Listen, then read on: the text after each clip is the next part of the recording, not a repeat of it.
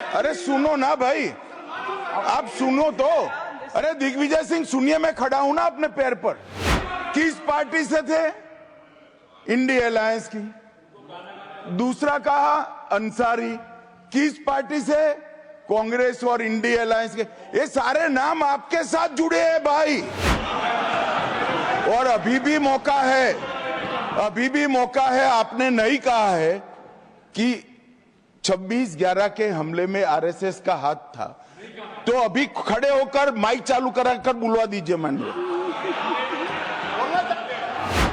और आपत्तिजनक बात है, मैंने ये बात कभी नहीं कही है, ये आप लोगों का प्रचार है। मेरी आपत्ति इस बात की थी कि सभी माननीय सदस्य ने और बात कही है कि अब हमारे तरफ ऐसे ऐसे मुसलमान थे और वैसे वैसे मुसलमान हम लोग की तरफ थे।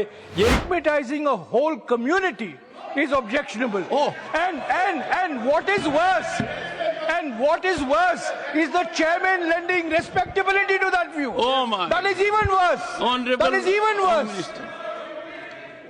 मान्यवर सुधांशु जी ने मुसलमानों के लिए कुछ नहीं किया है, इंडिया अलायंस के लिए किया है। अब मैं एक एक कर कर बता देता हूं। अरे सुनो ना भाई, आप सुनो तो।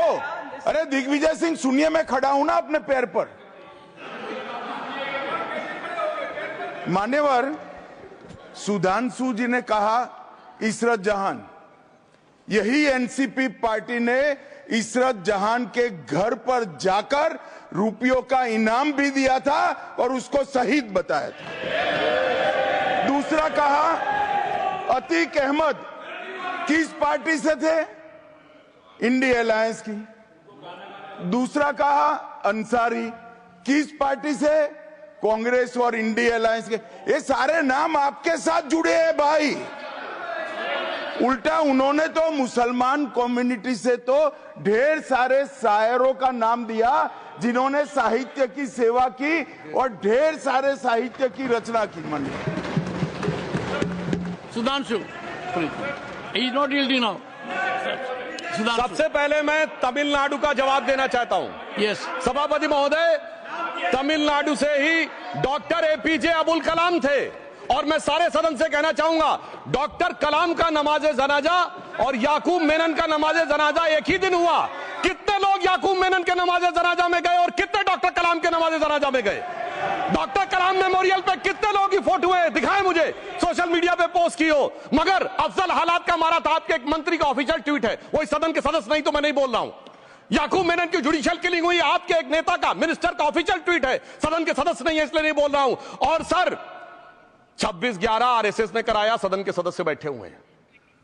हाफिज साहब और सुनिए, जाकिर नायक शांति का मसीहा सदन में सदस्य बैठे हुए हैं। सर किसने जोड़ा? मैं नहीं कह रहा हूं जोड़ा, हमने किससे जोड़ा मैं बताना चाहता हूं।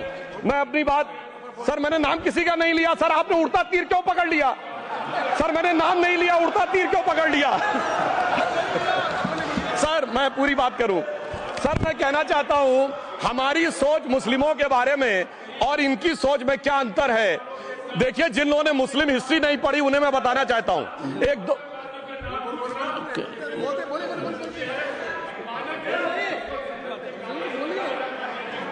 सभापति महोदय, मैं थोड़ा उन लोगों को इस्लामिक हिस्ट्री के बारे में बताना चाहता हूं।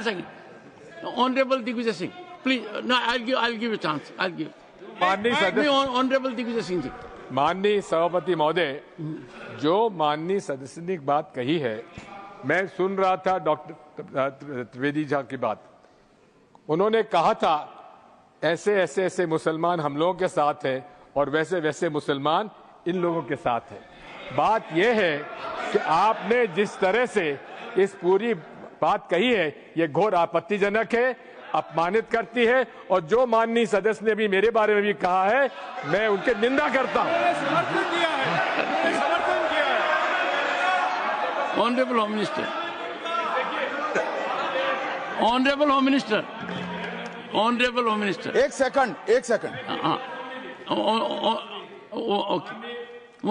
One second. Your mic will be on. जी महोदय, मुझे ये सब कहने की जरूरत नहीं है, लेकिन जो गुजरात में दंगे और फसाद हुए, कौन कौन उसके लिए जिम्मेदार थे बताइए। Honorable Home Minister.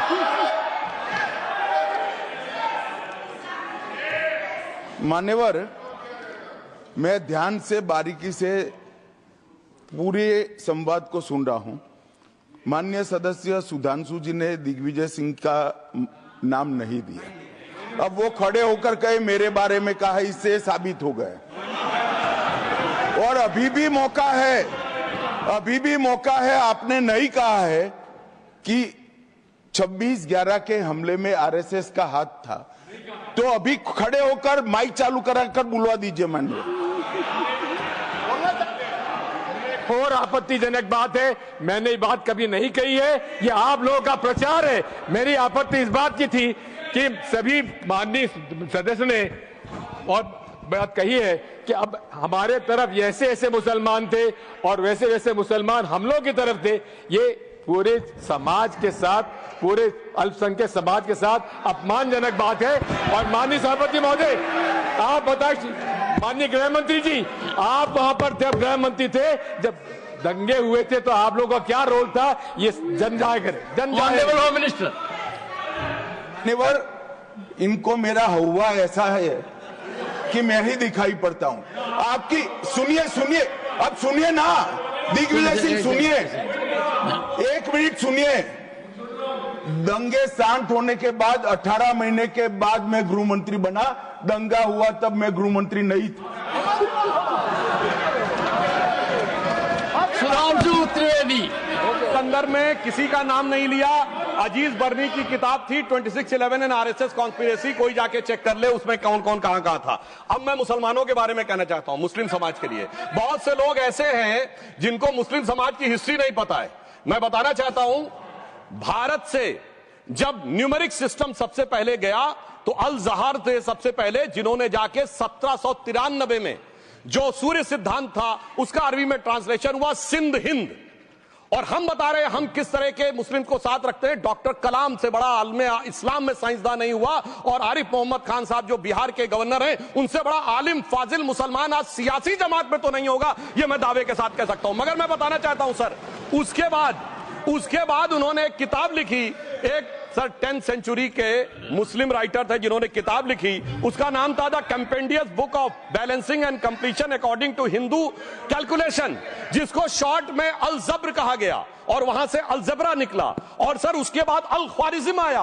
और सर आज मेरे ख्याल से सदन के बहुत से लोगों को नहीं पता होगा, ये जो एल्गोरिथम वर्ड है ये अल ख्वारिज्म से आया हुआ है। एक जमाने में इस्लाम में बैतुल हिकमत था, यानी वो सबसे बड़ा हिकमत का केंद्र था। जब एक से एक लोग होते थे, बहुतों को नहीं पता होगा कि कोलंबस ने जिस नक्शे के थ्रू दुनिया ट्रेवल किया था वो बनाने वाला भी एक मुस्लिम था, अल इदरीसी।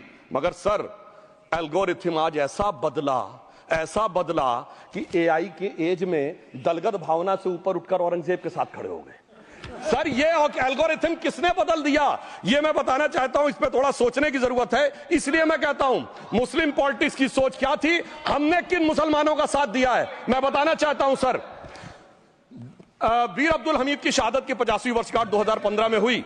प्रधानमंत्री मोदी जी ने उनके पूरे परिवार को और उनकी पत्नी को बुला के सम्मानित किया, और इन लोगों ने उस यासीन मलिक को, जिसके ऊपर 3 एयरफोर्स के ऑफिसर्स को हत्या करने का आरोप था, वो प्रधानमंत्री आवास में। सर साफ दिखाई पड़ता है कौन किसके साथ खड़ा हुआ है, कौन किस तरह के मुसलमान के साथ खड़ा हुआ है। और सर मैं ये भी कहना चाहता हूं सर, ये सर अपने टर्न पे बोलिए सर, पिछले 30-35 सालों से हुआ खड़ा किया जा रहा है। 1990 में जब राम मंदिर आंदोलन हुआ, कहा गया बीजेपी आएगी उत्तर प्रदेश में खा जाएगी। सर बीजेपी आने के बाद उत्तर प्रदेश में जानते क्या हुआ सर, 22 साल से शिया सुन्नी के बीच में जो दंगे चलते थे और मदे साबा का जुलूस नहीं निकलता था, शिया समुदाय का मदे साबा का जुलूस लखनऊ में हमारी सरकार में निकलना शुरू हुआ। और उसके बाद कहा गया केंद्र में भाजपा आएगी तो खा जाएगी। सर अटल जी की सरकार आई, इतनी शानदार स्थिति रही। उसके बाद कहा गया गुजरात में आएगी तो भाजपा खा जाएगी। सर गुजरात का मुसलमान आज सबसे समृद्ध मुसलमान है, सबसे ज्यादा जकात वहां से आता है। उसके बाद कहा गया मोदी जी की सरकार आएगी तो क्या होगा। सर मोदी जी की सरकार आने के बाद हमारे साथियों ने बताया है अल्पसंख्यक समुदाय के 70% लोग हैं जिनको किसी न किसी एक योजना का लाभ जरूर मिला है। और सर फिर कहा गया सीए आएगा तो नागरिकता छिन जाएगी।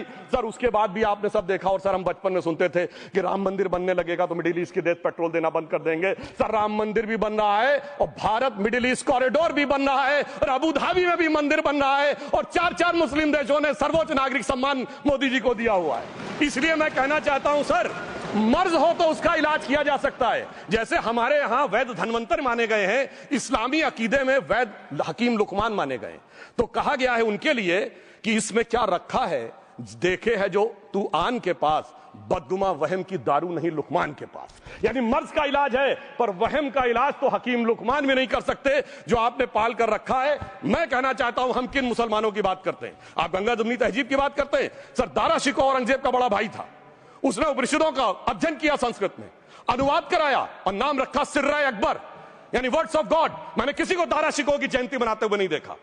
मैं पूछना चाहता हूं, बेगम बीबी ताज, उनके घर पे जाते किसी ने सुना? सर ये बताइए, आलम शेख, इतने बड़े कृष्ण भक्त के कवि, किसी ने सुना उनके घर पे जाते हुए? मलिक मोहम्मद जायसी, जिन्होंने पद्मावत लिखा, उत्तर प्रदेश के रहने वाले, उनके घर पे कोई गया? ये बताइए, ब्रिगेडियर मोहम्मद उस्मान के घर पे कौन गया? आजमगढ़ में, गाजीपुर के रहने वाले थे, आज तक जाने वालों में नहीं दिखे। और मैं सर बताना चाहता हूं एक और बात, सर एक सैयद इब्राहिम रसखान हुए हैं, बहुत बड़े कृष्ण भक्त के कवि, सर जिन्होंने क्या लिखा, उन्होंने कहा मेरा अगला जन्म हो तो भी मैं कृष्ण भक्ति बनना चाहूंगा, मनुष्य बनूं तो ग्वाल बाले के रूप में और पशु बनूं तो गाय के रूप में। उन्होंने कहा मानुष हो तो वही रसखान, बसों ब्रज गोकुल गांव के ग्वारन, जो पशु हो तो कहा बस मेरो चरो नित नंद की धेनु मजारन। सर उन्होंने कहा गायों के बीच में नंद बाबा की गायों में जन्म लेना चाहूंगा। मगर सर आज एक ऐसे नेता आए हैं इस देश में जिनको गायों से बदबू आने लगी है, तो उनके लिए मुझे मेरे मन में भाव आता है सर कि श्री रामचंद्र कह गए सिया से, ऐसा कलयुग आएगा, गोपालक श्री यदुवर कुल में एक ऐसा नेता आएगा जिसे बकरे कटने में खुशबू मिलेगी, गौ माता में बदबू पाएगा। रामचंद्र कह गए सिया से, कैसा कलयुग आएगा। अब सर मैं एक और बात भी कहना चाहता हूं, हम किनको मानते हैं? सर नजीर अकबराबादी को सुनिए, कृष्ण भक्त के लिए क्या कहा। सर मैं एक बोलना चाहता हूं, बुल्ले शाह ने क्या कहा? बुल्ले शाह ने कहा, अभी होली गुजरी है, उसने कहा था आज होली खेलूंगी मैं, कर बिस्मिल्लाह। उन्होंने आगे कहा अलस्तु भी रबिकुम, प्रीतम बोले, सब सखियों ने घूंघट खोले, नाम नबी की रतन चढ़ी, सुनिएगा, नाम नबी की रतन चढ़ी और बूंद पड़ी अल्लाह अल्लाह, आज होली खेलूंगी मैं, कर बिस्मिल्लाह। तो मैं भी कहता हूं अब बिस्मिल्लाह करिए और उसके बाद हमारे इस सहयोग करिए, इस सकारात्मक उसका, वरना अल्हम्दुलिल्लाह जो हम मुसलमानों के लिए और देश के लिए करना चाहते हैं उसमें हमें सफलता जरूर मिलेगी।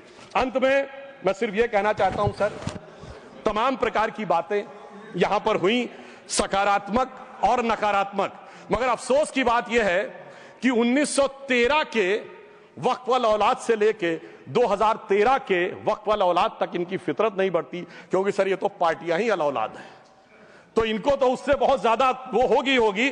पर मैं सिर्फ अंत में कहना चाहता हूं सर, अपनी सोच बदलिए। आप जिस कश्ती पे सवार होकर इस दरिया को पार करने की कोशिश कर रहे हैं, पिछले 75 साल में नहीं कर पा रहे हैं, 10-12 साल में बहुत हिचकोले खा रहे हैं, तो कश्ती और रास्ता बदलिए। तो इनके लिए अंत में एक पंक्ति कहते हुए बात समाप्त करना चाहूंगा कि इन्होंने कश्ती भी नहीं बदली, दरिया भी नहीं बदला, पर इन डूबने वालों का जज्बा भी नहीं बदला, पर है शौक के सफर ऐसा, एक उम्र हुई हमने, मंजिल भी नहीं पाई, रास्ता भी नहीं बदला। अब अगर नई मंजिल पानी है, नई मंजिल की नई सुबह देखनी है, तो मैं कहना चाहता हूं आइए सबको साथ लेकर चलिए। और एक ऐसा वक्त आया है जब मैं जो हमारे किरण रिजिजू जी ने कहा था कि मैंने एक शम्मा जलाई हवाओं के खिलाफ, तो मैं प्रधानमंत्री मोदी जी की तरफ से कहता हूं कि हमें इल्जाम मत दीजिए, बहुत अफसोस होता है, हमें इल्जाम मत दीजिए, बहुत अफसोस होता है। बड़ी तरकीब से कश्ती यहां तक लेके आए हैं और बदल देते हैं हम दरिया की लहरें अपनी हिम्मत से, आंधियों में भी अक्सर चिराग हमने जलाए हैं। धन्यवाद।